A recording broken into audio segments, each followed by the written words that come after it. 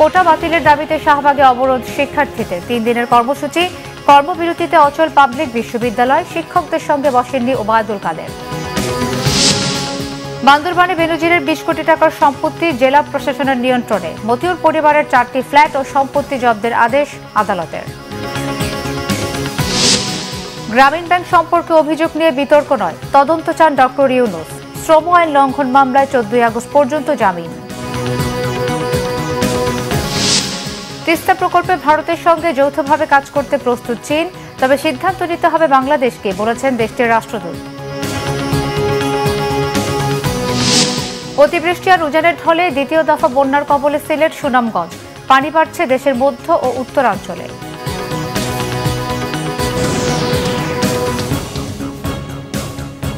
দেখছিলেন সংবাদ শিরোনাম, এবারে বিস্তারিত। কোটা বিরোধী আন্দোলনে আবারও ফুঁসে উঠেছে সাধারণ শিক্ষার্থীরা। তারা বলেন, কোটা বাতিল মীমাংসিত ইস্যু, এ নিয়ে হাইকোর্টের রায় অসন্তোষজনক। 2018 সালে সরকারের জারি করা পরিপত্র পুনর্বহালের দাবি জানান তারা। দাবি আদায় না হওয়া পর্যন্ত বিক্ষুব্ধ শিক্ষার্থীরা অবরোধ চালিয়ে যাওয়ার ঘোষণা দিয়েছেন। আন্দোলনের পক্ষে গণসংযোগ ও রবিবার ক্লাস পরীক্ষা বর্জন সহ 3 দিনের কর্মসূচিও ঘোষণা করেছে শিক্ষার্থীরা। বিস্তারিত জানাচ্ছেন মামুন আব্দুল্লাহ। বৃষ্টির মধ্যেই মুহুর্মুহু স্লোগানে আবারও উত্তাল শাহবাগ চত্বর। মুখে মুখে দাবি একটাই, কোটা নয়, জয় হোক মেধার। গত 5 জুন প্রথম ও দ্বিতীয় শ্রেণীর সরকারি চাকরিতে মুক্তিযোদ্ধা কোটা বাতিলে 2018 সালের 4 অক্টোবর জারি করা পরিপত্র অবৈধ ঘোষণা করে রায় দেন হাইকোর্ট। তাতেই বাঁধে বিপত্তি। সরকারি চাকরিতে 30% মুক্তিযোদ্ধা কোটা পুনর্বহাল থাকায় ক্ষোভ জানান বিক্ষুব্ধ শিক্ষার্থীরা। বাংলাদেশ পরিচালনা করবে কারা? কোটাধারীরা নাকি মেধাবীরা? দেখুন, 2018 সালে যখন আন্দোলন হয়েছিল তখন কিন্তু প্রধানমন্ত্রী শেখ হাসিনাই বলেছিল যে ছাত্ররা চায় এটা বাতিল হবে, এটা নিয়ে আর কোনো কথা নেই। কিন্তু সেটা আবার পুনর্বহালের যে একটা কথা উঠছে, এটা আমাদের জন্য একটা বৈষম্যমূলক। মুক্তিযোদ্ধা কোটা এবং আরো অন্যান্য কোটা মিলে যে 70% কোটা, এটা আমরা কখনোই চাই না। আমরা চাই যোগ্যতার বিচার হোক। যারা দেশের 5% জনগণনা, তাদের জন্য 30% একটা কোটা দিয়ে রাখছে, তাও প্রথম শ্রেণীর চাকরি যেগুলো আছে, তারপর দ্বিতীয় শ্রেণীর চাকরি। স্কুলেও একই কোটা ব্যবহার করতেছে, কলেজেও একই কোটা ব্যবহার করতেছে, এমনকি চাকরি ক্ষেত্রে একই কোটা ব্যবহার করতেছে। তাহলে তারা কিভাবে দেশ পরিচালনা করবে? দেশের ভবিষ্যৎ খুবই অন্ধকার। এটা রাষ্ট্রের জন্য খুবই ন্যাক্কারজনক ঘটনা। উপর থেকে উপর মহল পর্যন্ত আমরা চাই যে আমাদের মেসেজ ডিরেক্ট পৌঁছে যাক। বিক্ষুব্ধ শিক্ষার্থীরা বলেন, কোটা বাতিল মীমাংসিত ইস্যু, নতুন করে কোটা ফিরিয়ে আনা ছাত্র সমাজের সঙ্গে তামাশা। কোনোভাবেই বৈষম্যমূলক কোটা পদ্ধতি মেনে নেওয়া হবে না বলে জানান তারা। আমার থেকে কম যোগ্যতা তারা যদি আমার উপরের পদে যায়, তাহলে অবশ্যই আমার কর্মক্ষেত্রে নিজেকে নিচু মনে হবে। বৈষম্যহীন একটা পরিবেশে আমরা পরীক্ষা দিতে চাই এবং বৈষম্যহীনভাবে আমরা আমাদের পরীক্ষার যে বিশ্লেষণটা হবে সেটা চাই। আজকে শাহবাগে কেন বসে থাকতে হচ্ছে? আমরা পড়াশোনা করব, আমরা ক্যাডার হব, আমরা প্রশাসনের সব জায়গায় যাব, আমরা দেশ পরিচালনা করব। রবিবার সারা দেশে সকল শিক্ষা প্রতিষ্ঠানে ক্লাস ও পরীক্ষা বর্জন সহ 3 দিনের কর্মসূচিও দিয়েছে তারা। আগামী শুক্রবার অনলাইন ও অফলাইনে আমাদের জনসংযোগ হবে 4 দফার ভিত্তিতে এবং সারা দেশে সমন্বয় করা হবে। আগামী শনিবার বিকাল 3টায় সকল বিশ্ববিদ্যালয় এবং কলেজ থেকে বিক্ষোভ মিছিল বের করা হবে। আগামী রবিবার সকল কলেজ ও বিশ্ববিদ্যালয়ে ক্লাস পরীক্ষা বর্জন ও ছাত্র ধর্মঘট পালিত হবে। শিক্ষার্থীদের অবরোধে শাহবাগ এলাকায় যান চলাচল বন্ধ হয়ে যায়, ফলে আশপাশের এলাকায় তীব্র যানজটের সৃষ্টি হয়। এতে ভোগান্তিতে পড়েন সাধারণ মানুষ। মামুন আব্দুল্লাহ, বাংলা ভিশন, ঢাকা। মুক্তিযোদ্ধা কোটা বাতিলের দাবিতে আজও দেশের বিভিন্ন জেলার বিশ্ববিদ্যালয়ে বিক্ষোভ করেছে শিক্ষার্থীরা। চট্টগ্রাম বিশ্ববিদ্যালয়ের শহীদ মিনারের সামনে ছাত্র সমাবেশ করে আন্দোলনরত শিক্ষার্থীরা। এসময় 2018 সালে সরকার ঘোষিত পরিপত্রের পুনর্বহাল সহ 4 দফা দাবি উত্থাপন করেন তারা। দাবি আদায় না হওয়া পর্যন্ত আন্দোলন চালিয়ে যাওয়ার ঘোষণাও দিয়েছেন শিক্ষার্থীরা। একই দাবিতে রাজশাহী বিশ্ববিদ্যালয়ে বিক্ষোভ করছে শিক্ষার্থীরা। সকালে সিনেট ভবন সংলগ্ন প্যারিস রোড থেকে ছোট ছোট মিছিল নিয়ে বিশ্ববিদ্যালয়ের মূল ফটকের সামনের মহাসড়কে জড়ো হয় তারা। পরে বৃষ্টি উপেক্ষা করে নাটোর রাজশাহী মহাসড়কে অবস্থান নিয়ে আন্দোলন শুরু করে শিক্ষার্থীরা।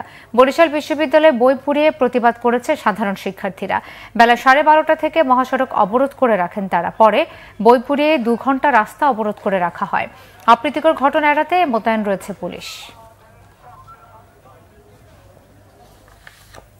সরকারি চাকরির প্রথম ও দ্বিতীয় শ্রেণীতে মুক্তিযোদ্ধা কোটা পদ্ধতি বাতিলের সিদ্ধান্ত অবৈধ ঘোষণা করে হাইকোর্টের রায় আপাতত বহাল থাকছে। এ বিষয়ে আজ আপিল বিভাগে শুনানি হওয়ার কথা থাকলেও তা হয়নি।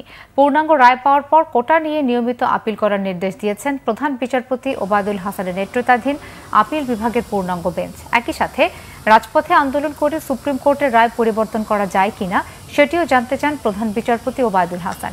এর আগে সরকারি চাকরিতে প্রথম ও দ্বিতীয় শ্রেণীতে মুক্তিযোদ্ধা কোটা বাতিল করে জারি করা পরিপত্র অবৈধ মর্মে হাইকোর্টের দেয়া রায় বহাল রাখেন চেম্বার জজ আদালত। প্রথম ও দ্বিতীয় শ্রেণীর সরকারি চাকরিতে মুক্তিযোদ্ধা কোটা বাতিলে 2018 সালের 4 অক্টোবর জারি করা পরিপত্র অবৈধ ঘোষণা করে গত 5 জুন রায় দেয় হাইকোর্ট।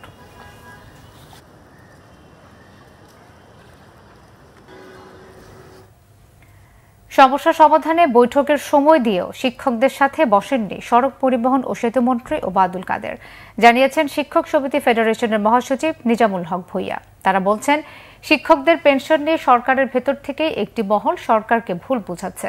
বৈষম্যমূলক প্রজ্ঞাপন সর্বজনীন পেনশন স্কিম প্রত্যয় প্রত্যাহার করা না হওয়া পর্যন্ত আন্দোলন চলবে বলেও জানান ক্ষুব্ধ শিক্ষকরা। বিস্তারিত জানাচ্ছেন মামুন আব্দুল্লাহ। চতুর্থ দিনের মতো সব ধরনের একাডেমিক কার্যক্রম বর্জন করে এই আন্দোলন পাবলিক বিশ্ববিদ্যালয় শিক্ষক সমিতির, যেখানে দাবি আদায় অনড় শিক্ষক সমাজ। সারা দেশের মতো বৃহস্পতিবার সকালে ঢাকা বিশ্ববিদ্যালয়ের কলা ভবনের মূল ফটকে আন্দোলন চালিয়ে যান তারা, যেখানে সরকারের প্রত্যয় কর্মসূচির প্রজ্ঞাপন প্রত্যাহার, সুপার গ্রেডে অন্তর্ভুক্তি এবং স্বতন্ত্র বেতন কাঠামো প্রবর্তনের দাবি জানান তারা। প্রশাসনের ভেতরে থেকে একটি অংশ হয়তো এই ধরনের একটা অবস্থা তৈরি করেছে, যেটিকে আমরা অযৌক্তিক এবং প্রত্যাখ্যান করেছি। আমরা যত শীঘ্রই ক্লাসে ফেরত যেতে পারবো, আমাদের এই বিষয়টি যত শীঘ্রই সমাধান হবে। আমরা আমাদের প্রাণের জায়গায় ফিরে যেতে চাই। ক্লাস বাদ দিয়ে আমরা রাস্তায় থাকতে চাই না, আমাদেরকে বাধ্য করা হয়েছে। 30 জুনের মধ্যে যারা যোগদান করেছে তারা কিন্তু পেনশন পাবে 4-5 লাখ টাকা মাসে, আর এরা 1 জুলাই একদিন পরে যোগদান করার কারণে তারা নিজেরা সাবস্ক্রিপশন দিয়ে এবং গভর্নমেন্ট একটা মিলিয়ে তারা হয়তো পাবে, হলো সেটা 1.5 লাখ 2 লাখ হোক। তা আপনি চিন্তা করেন 40 বছর পরে সেই 2 লাখ টাকার ভুলেও আজকে 15,000 টাকা হতে পারে। শিক্ষক নেতারা বলেন, তাদেরকে আজ সময় দিয়েও আলোচনার টেবিলে বসেনি সড়ক পরিবহন ও যোগাযোগ মন্ত্রী ওবায়দুল কাদের। আলোচনার টেবিলে সমস্যার সমাধান না হলে আন্দোলন অব্যাহত থাকবে বলে জানান তারা। ওবায়দুল কাদের সাহেব আওয়ামী লীগের সাধারণ সম্পাদক, আজকে 11টায় যে বৈঠকটি হওয়ার কথা ছিল, সকাল 10টায় প্রধানমন্ত্রীর বিশেষ সহকারী জনাব বিপ্লব বড়ুয়া জানিয়েছেন যে মাননীয় প্রধানমন্ত্রীর সাথে পদ্মা সেতু সংক্রান্ত একটা জরুরি বৈঠকের কারণে রাষ্ট্রীয় কাজেই উনি আজকে বৈঠকটি করতে পারছেন না। অর্থ মন্ত্রণালয় থেকে যে প্রজ্ঞাপন জারি করা হয়েছে সেটি শুভঙ্করের ফাঁকি এবং প্রতারণার ফাঁদ, সেটিকে প্রত্যাখ্যান করেছি। আমি ওপেন চ্যালেঞ্জ করেছি অর্থমন্ত্রীকে, আপনি আমাদের সাথে বসুন, আমরা আপনাকে বুঝিয়ে দিই হিসাব নিকাশ, ম্যাথমেটিক্যাল ক্যালকুলেশন করে, তখন আপনি বলবেন এই আন্দোলন কতটা যৌক্তিক আন্দোলন থেকে পিছপা হবেন না বলে সাফ জানিয়েছেন বাংলাদেশ শিক্ষক সমিতি ফেডারেশনের সভাপতিও। সব ইউনিভার্সিটি বন্ধ হয়ে আছে, তাহলে কি আমাদের টারশারি এডুকেশনকে ধ্বংস করে দেওয়ার কোনো চিন্তা ভাবনা করছেন কিনা? আসলে কিন্তু আমি খুব সন্তুষ্ট হতে পারছি না যে আলোচনার জন্য সময় বের করছেন না ওনারা। এদিকে একই দাবিতে 4 দিন ধরে সব কার্যক্রম বন্ধ রেখে আন্দোলন করে আসছে ঢাকা বিশ্ববিদ্যালয় কর্মচারী ঐক্য পরিষদ। মামুন আব্দুল্লাহ, বাংলা ভিশন, ঢাকা। এদিকে চতুর্থ দিনের মতো দেশের পাবলিক বিশ্ববিদ্যালয়গুলোতে চলছে শিক্ষকদের অনির্দিষ্টকালের কর্মবিরতি। চট্টগ্রাম বিশ্ববিদ্যালয়ের শিক্ষকদের অনির্দিষ্টকালের কর্মবিরতির চতুর্থ দিনে তাদের সাথে যোগ দিয়েছে বিশ্ববিদ্যালয়ের অফিসার এবং কর্মচারী সমিতিও। এতে বিশ্ববিদ্যালয়ের সব ধরনের একাডেমিক ও প্রশাসনিক কাজ থেকে বন্ধ রেখেছেন তারা। বন্ধ রয়েছে সব বিভাগের ক্লাস পরীক্ষা। এতে সেশন জট সহ একাডেমিকভাবে ক্ষতিগ্রস্ত হওয়ার শঙ্কায় শিক্ষার্থীরা। এদিকে দাবি আদায় না হওয়া পর্যন্ত এই কর্মবিরতি চলবে বলে হুঁশিয়ারি দেন শিক্ষক সমিতির নেতারা। একই দাবিতে জাহাঙ্গীরনগর বিশ্ববিদ্যালয়ে কর্মবিরতি পালন করছেন শিক্ষক, কর্মকর্তা ও কর্মচারীরা। এতে বিশ্ববিদ্যালয়ে অচলাবস্থা তৈরি হয়েছে। বেশ বিপাকে সাধারণ শিক্ষার্থীরা। দ্রুত এই সমস্যার সমাধান চান তারা। বিশ্ববিদ্যালয়ের সমাজবিজ্ঞান অনুষদ ভবনের সামনে অবস্থান কর্মসূচি পালন করেন শিক্ষকরা। অন্যদিকে বিশ্ববিদ্যালয়ের নতুন প্রশাসনিক ভবনের সামনে অবস্থান কর্মসূচি পালন করেন কর্মকর্তা ও কর্মচারীরা।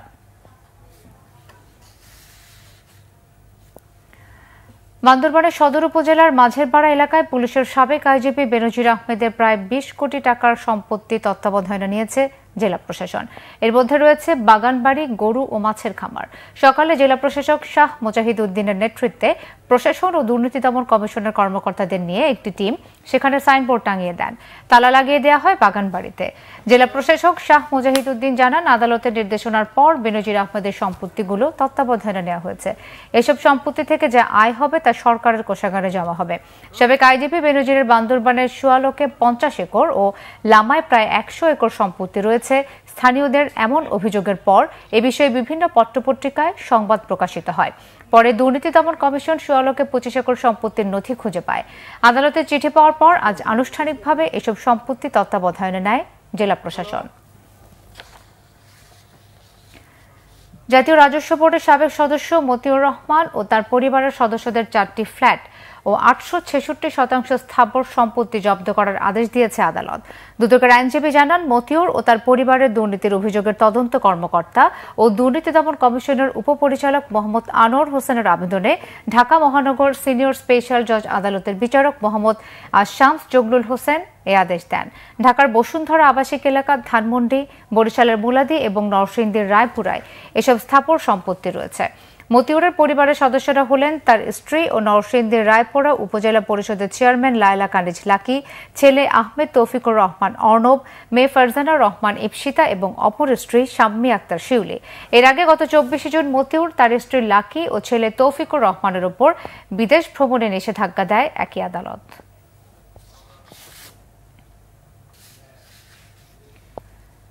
দু একজনের অপকর্ম বা দুর্নীতি নিয়ে আলোচনা করার জন্য সচিব সভা ডাকা হয়নি বলে জানালেন মন্ত্রিপরিষদ বিভাগের সচিব মাহবুব হোসেন। বিকেলে সচিবালয়ে মন্ত্রিপরিষদ সভা শেষে সাংবাদিকদের তিনি একথা বলেন। মাহবুব হোসেন জানান, শুদ্ধাচার ও সুশাসন, নির্বাচনী ইশতেহার বাস্তবায়ন ও বাজেট বাস্তবায়ন নিয়ে সচিব সভায় নির্দেশনা দেওয়া হয়েছে। এছাড়াও তৃণমূলে সরকারি সেবা নিশ্চিত করতে এবং সরকারি কর্মচারীদের আচরণবিধি পরিবর্তন করতে সচিবদের নির্দেশ দিয়েছেন তিনি। এছাড়াও 2024-25 অর্থ বছরের বাজেট যাতে সুষ্ঠুভাবে বাস্তবায়ন করা হয়, বছরের শুরু থেকে যাতে সচিবরা কর্মপরিকল্পনা নেন, সে বিষয়ে নির্দেশনা দেওয়া হয়েছে বলেও জানান মন্ত্রিপরিষদ সচিব।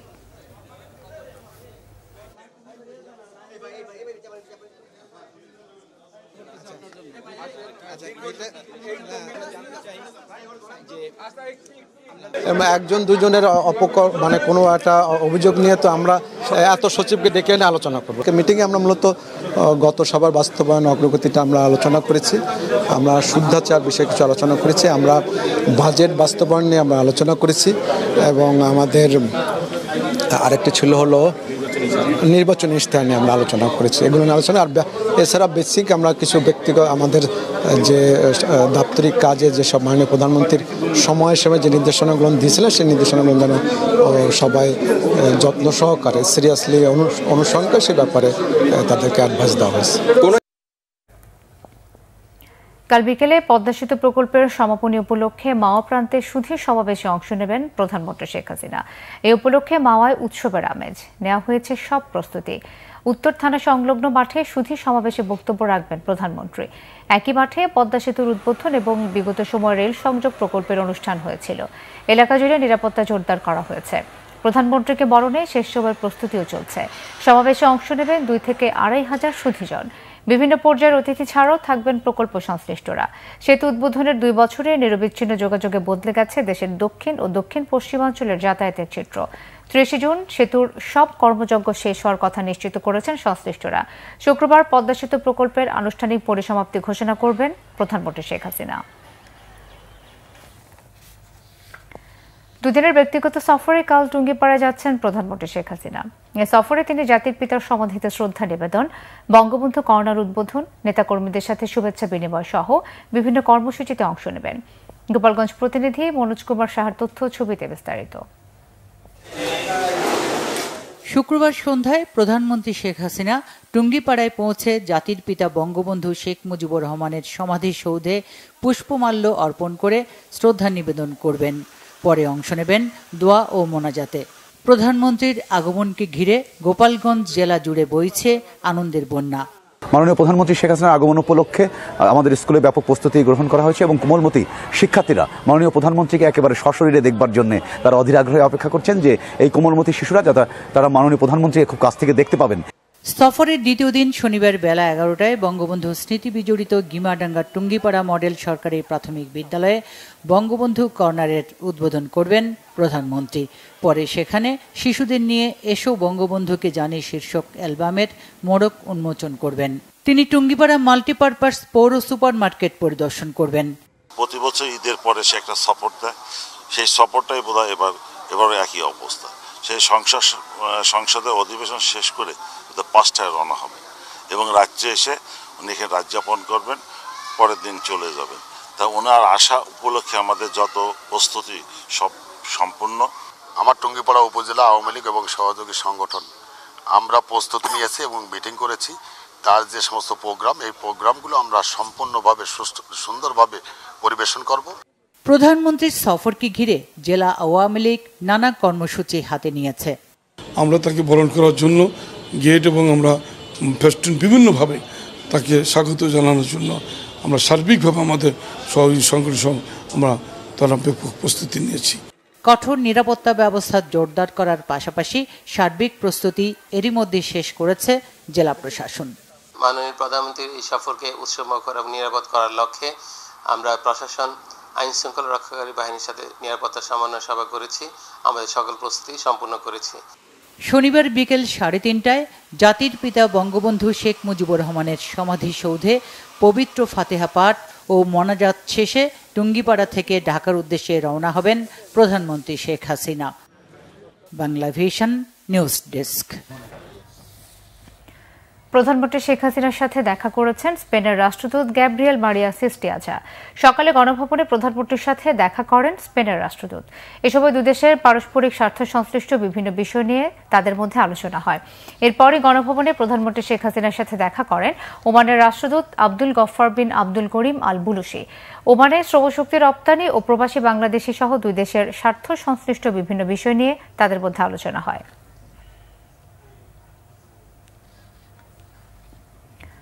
ডক্টর মোহাম্মদ ইউনূস বলেছেন, প্রধানমন্ত্রীর পক্ষ থেকে গ্রামীণ ব্যাংক নিয়ে যে অভিযোগ করা হয়েছে তা নিয়ে বিতর্ক নয়, তদন্ত প্রয়োজন। সেই সাথে আবারও দাবি করেন কোনো ট্যাক্স ফাঁকি দেননি তিনি। এদিকে 14 আগস্ট পর্যন্ত ডক্টর ইউনূস সহ 4 জনের জামিনের মেয়াদ বাড়িয়েছে শ্রম আপিল ট্রাইব্যুনাল। আহমেদ সরওয়ারের রিপোর্ট।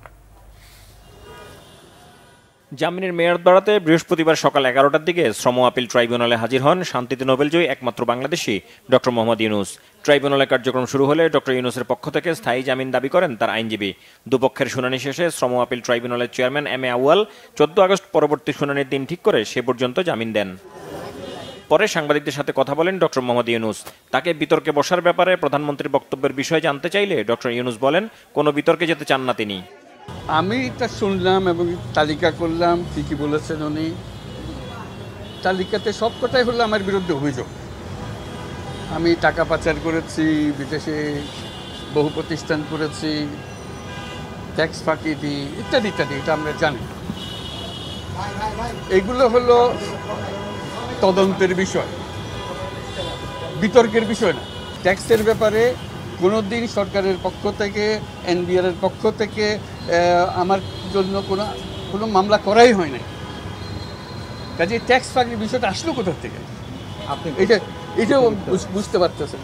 উনি গ্রামীণ ব্যাংকের বিরুদ্ধে অনেক অভিযোগ এনেছেন, যে সমস্ত অভিযোগ এনেছেন এগুলো গ্রামীণ ব্যাংকের বিরুদ্ধে। ইতিমধ্যে আইন আদালতে ঘোরাঘুরি করে একটা জিনিস শিখেছি, যখন প্রতিষ্ঠানের বিরুদ্ধে অভিযোগ করে পুরো বোর্ড আমাদেরকে নিয়ে আসছে। কাজে চেয়ারম্যান 1 নম্বরে থাকবে, আমি 2 নম্বরে থাকবো, প্রথমবারের মতো। খুব ভালো লাগবে আমার কাছে। ওনাদের সঙ্গে থাকলে আমাদের খুব আনন্দ হবে। যে ডক্টর ইউনূসের আইনজীবীর দাবি, পরিকল্পিতভাবে আদালতে ডেকে এনে ডক্টর ইউনূসকে হয়রানি করা হচ্ছে। আপিল আদালতে কখনো আসামির উপস্থিতি লাগে না, কারণ এটা বিচারিক আদালত না। সুতরাং এই যে বারবার খণ্ডকালীন করে তাদের ডেকে আনা হচ্ছে, এটা নেবিচারের প্রতি অবমাননা করা হচ্ছে, আমাদেরকে হয়রানি করা হচ্ছে এবং আমার মৌলিক অধিকার থেকে বঞ্চিত করা হচ্ছে। সুতরাং এটা বাদ দিয়ে আমাদেরকে আপিল নিষ্পত্তি পর্যন্ত দেন।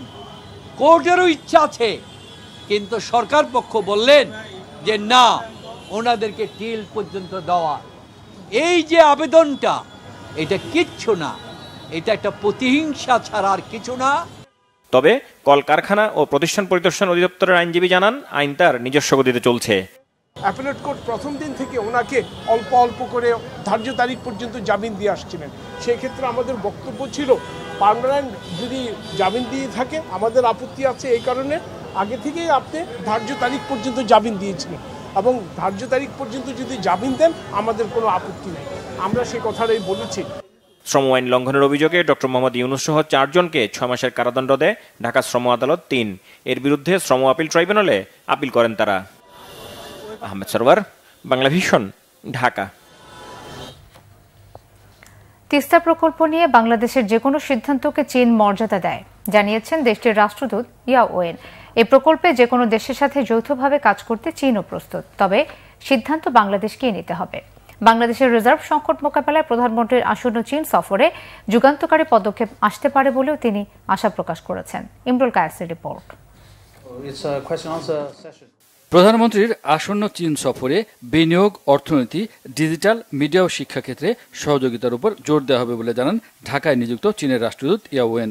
জাতীয় প্রেস ক্লাবে ডিপ্লোম্যাটিক করেসপন্ডেন্স অ্যাসোসিয়েশন বাংলাদেশ আয়োজিত ডিক্যাপ টকে তিনি বলেন, প্রধানমন্ত্রীর সফরে সহযোগিতার ক্ষেত্রে সই হবে বেশ কিছু ডকুমেন্টস। নিরাপদ রোহিঙ্গা প্রত্যাবর্তনে চীন মিয়ানমারে যুদ্ধবিরতি কার্যকরে অগ্রাধিকার দিচ্ছে বলে জানান রাষ্ট্রদূত। বাংলাদেশের তিস্তা প্রকল্পে কাজ করতে চীন প্রস্তুত বলে জানান তিনি।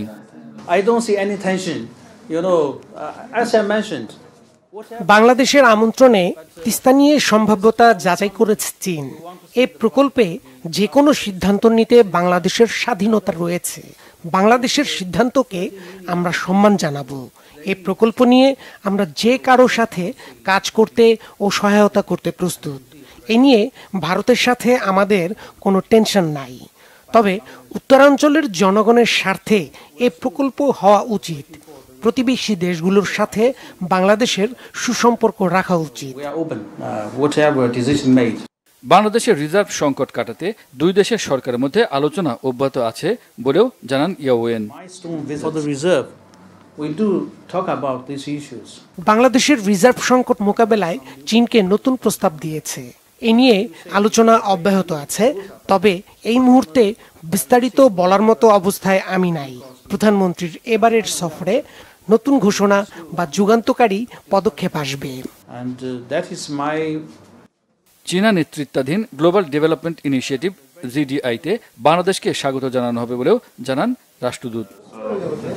ইমরুল কায়েস, বাংলা ভিশন, ঢাকা।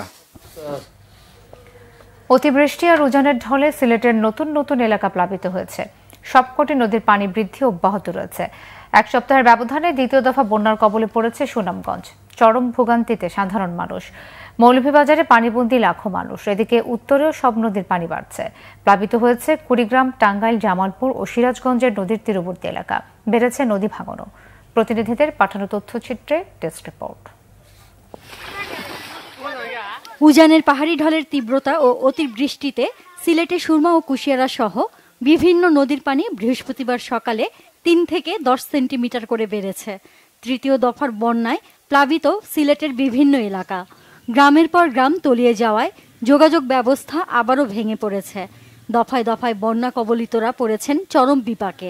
এদিকে পানি উন্নয়ন বোর্ড বলছে, সিলেটে বন্যা ভারতের চেরাপুঞ্জির বৃষ্টির ওপর নির্ভর করে। চেরাপুঞ্জিতে বৃষ্টি কমে এলে সিলেটেও বন্যা পরিস্থিতির উন্নতি হবে। এদিকে এক সপ্তাহের ব্যবধানে দ্বিতীয় দফার বন্যার কবলে পড়েছে সুনামগঞ্জ। চরমে উঠেছে সাধারণ মানুষের ভোগান্তি। বানের পানির তোড়ে ভেঙেছে সড়ক, ভেসে গেছে সেতু। যেহেতু সুনামগঞ্জ জেলা ভৌগোলিক অবস্থানের কারণে বন্যা প্রবণ এলাকা এবং এখানে প্রতি বছরই বন্যার আশঙ্কা থাকে, তো সে কারণে এখানে যে রাস্তাঘাটগুলো আছে বা সড়ক মহাসড়ক রয়েছে, এগুলো ক্ষয়ক্ষতি থেকে রক্ষা করতে হলে বা টেকসই করতে হলে এখানে আরসিসি ঢালাই রাস্তা বা রিজিড পেভমেন্ট করা দরকার।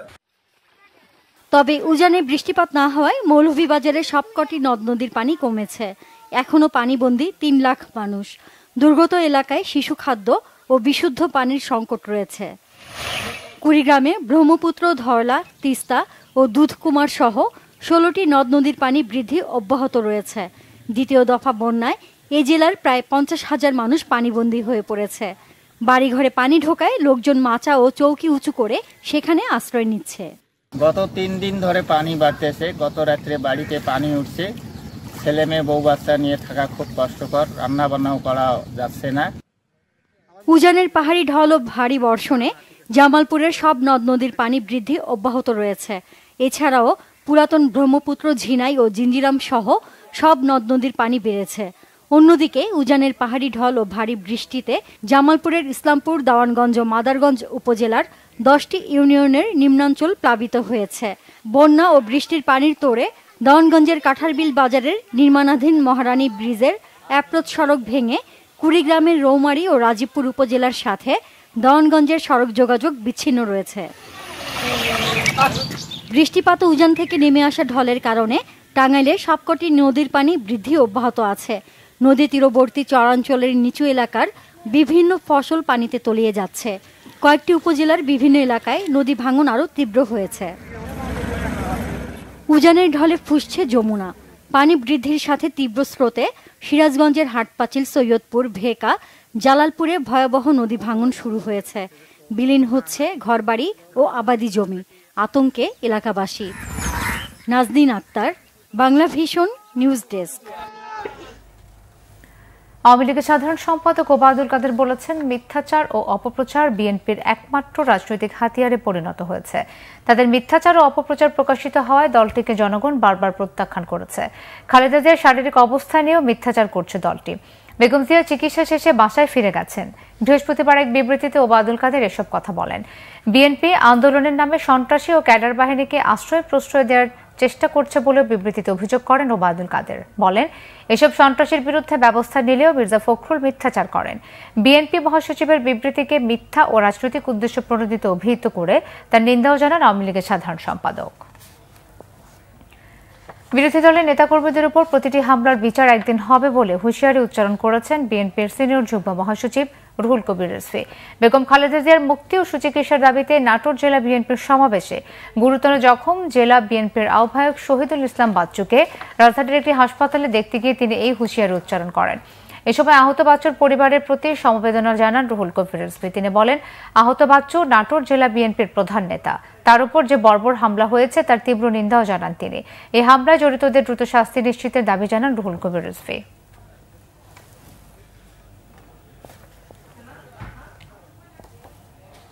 জেলার একজন গুরুত্বপূর্ণ নেতা এবং 1 নম্বর একজন প্রধান নেতা, তার গায়ে আদিম বন্য হিংস্রতায় এইভাবে আক্রমণ করে তার হাত পা শরীর ক্ষতবিক্ষত করে আজকে মৃত্যুর মুখে ঠেলে দিয়ে কি আনন্দ পেলেন আওয়ামী লীগের নেতা এবং সেখানকার এমপি শিমুল সাহেব।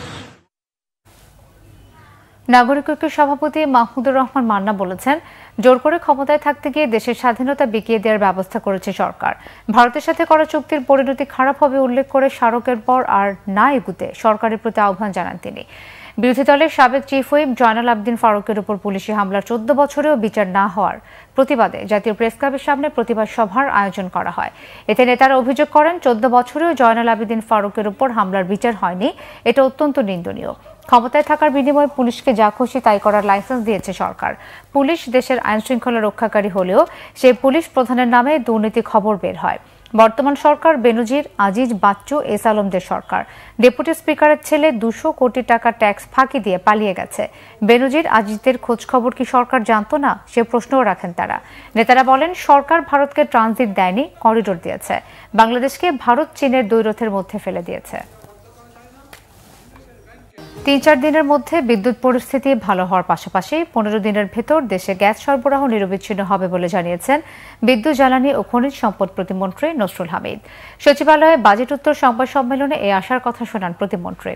জানান, বিতরণ কোম্পানির লোকসান হলেও আপাতত গ্রাহক পর্যায়ে বিদ্যুতের দাম বাড়ছে না। সরকারের মূল লক্ষ্য এখন নিরবিচ্ছিন্ন বিদ্যুৎ, গ্যাস সরবরাহ করা। এক প্রশ্নের জবাবে নসরুল হামিদ জানান, প্রধানমন্ত্রীর আসন্ন চীন সফরে বিদ্যুৎ, জ্বালানির 7টি প্রকল্প নিয়ে চুক্তি হতে পারে। এসব প্রকল্পে $1 বিলিয়ন বেশি খরচ হবে এমন ধারণাও তার।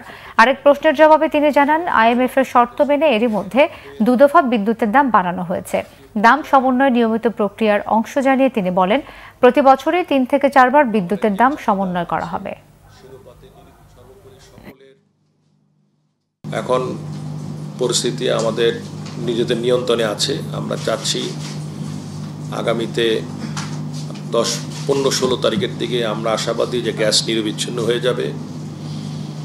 আগামী 3 থেকে 4 দিনের মধ্যে আমাদের বিদ্যুৎও অনেকটা আগের থেকে ভালো হবে। ইতিমধ্যে আমাদের পায়রা শুরু হয়ে গেছে, আবার বিদ্যুৎ দেওয়া শুরু করেছে, আদানিও বিদ্যুৎ দেওয়া শুরু করেছে।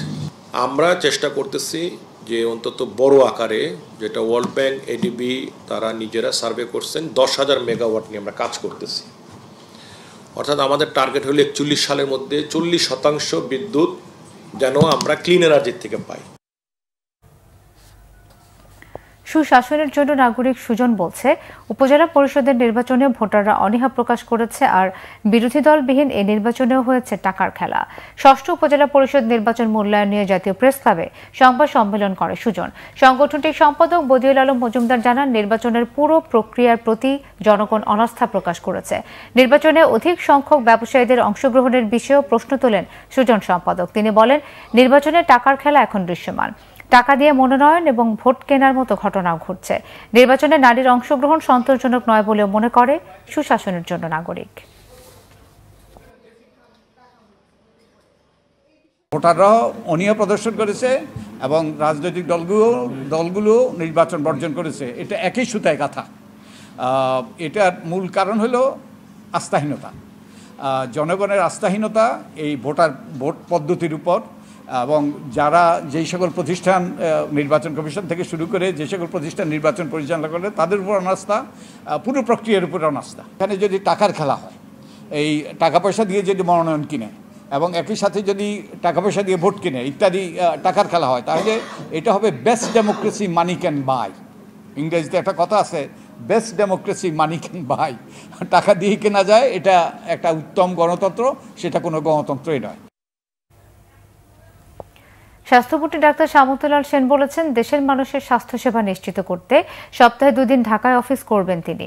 বাকি দিনগুলো দেশের প্রত্যন্ত অঞ্চলে স্বাস্থ্যসেবার মান পরিদর্শনে যাবেন।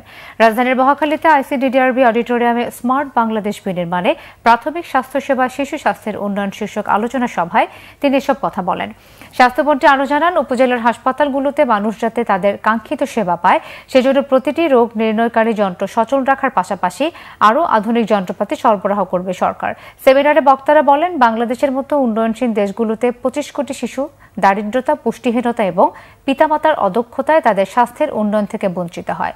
বাংলাদেশকে স্মার্ট করতে হলে শিশুর স্বাস্থ্যের ঝুঁকি মোকাবেলার পাশাপাশি তাদের সেবা যত্ন, খেলাধুলা এবং মানসিক স্বাস্থ্যের জন্য আরও বেশি সচেতনতা জরুরি।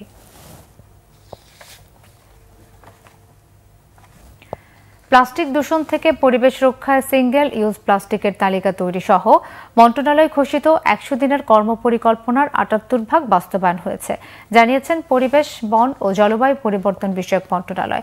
বৃহস্পতিবার সচিবালয়ের নিজ মন্ত্রণালয় সংবাদ সম্মেলনে এই তথ্য জানান পরিবেশ মন্ত্রী সাবের হোসেন চৌধুরী। তিনি জানান, মন্ত্রিসভার শপথের পর পরিবেশ মন্ত্রণালয় যে 100 দিনের কর্মপরিকল্পনা হাতে নিয়েছিল, তার মধ্যে 22টির শতভাগ বাস্তবায়ন হয়েছে, বাকি 4টি আংশিক বাস্তবায়ন হয়েছে।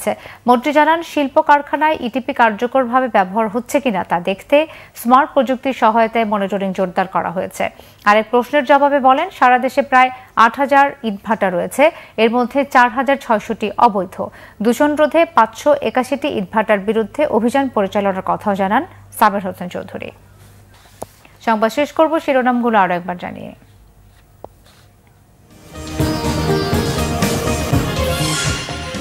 কোটা বাতিলের দাবিতে শাহবাগে অবরোধ শিক্ষার্থীদের, 3 দিনের কর্মসূচি, কর্মবিরতিতে অচল পাবলিক বিশ্ববিদ্যালয়, শিক্ষকদের সঙ্গে বসেননি ওবায়দুল কাদের। বান্দরবানে বেনজিরের 20 কোটি টাকার সম্পত্তি জেলা প্রশাসনের নিয়ন্ত্রণে, মতিউর পরিবারের 4টি ফ্ল্যাট ও সম্পত্তি জব্দের আদেশ আদালতের। গ্রামীণ ব্যাংক সম্পর্কে অভিযোগ নিয়ে বিতর্ক নয়, তদন্ত চান ডক্টর ইউনূস। শ্রম আইন লঙ্ঘন মামলায় 14 আগস্ট পর্যন্ত জামিন। তিস্তা প্রকল্পে ভারতের সঙ্গে যৌথভাবে কাজ করতে প্রস্তুত চীন, তবে সিদ্ধান্ত নিতে হবে বাংলাদেশকে, বলেছেন দেশটির রাষ্ট্রদূত। অতিবৃষ্টি আর উজানের ঢলে দ্বিতীয় দফা বন্যার কবলে সিলেট, সুনামগঞ্জ, পানি বাড়ছে দেশের মধ্য ও উত্তরাঞ্চলে।